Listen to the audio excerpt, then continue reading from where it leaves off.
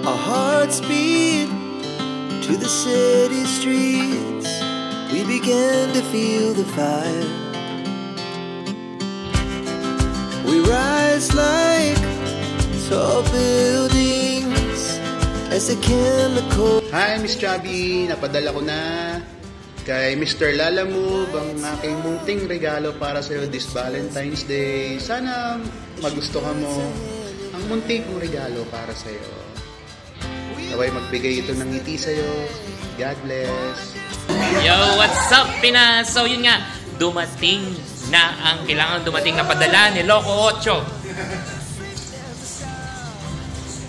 Ayun siya, may pabalon. May pabalons. May pabalon lang. Ayan si Kuya. Hindi naman. Oh, akala ko. Portlin daw. Yes! Sana, mapapasana all ka talaga eh. From Loco 8.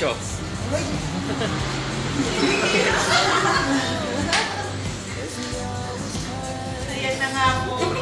Thank you!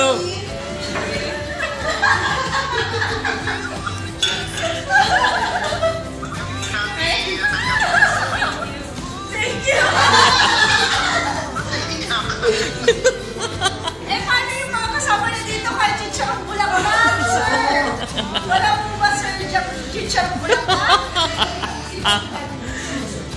Ayan, dumating na yung flowers and balloons. Galing San Juan, papuntang Parañaque. From Loco 8 to Lean. Kay Miss Chubby. So, ibig sabihin, na love at first sight si Loco 8. Na love at first sight ba si Loco 8? Hindi lang pare, para ako tinamaan ng kidlat. Oh, yun! Woohoo! Pare, nanginginig oh. Nanginginig yung kamay oh. Kamay na. Harmless ako. Ayun, thank you daw, thank you. You're welcome. Ayun. Oh, thank you. Ayun. Isang smile naman. Ano? Isang smile naman. Oh, isang smile daw oh.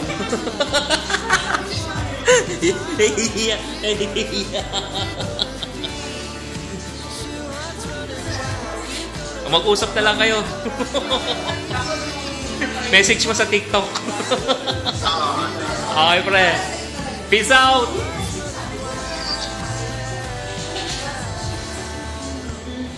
So, yun na. Dumating na. Happy si Miss Lynn. Another hearts in the Valentine's Day.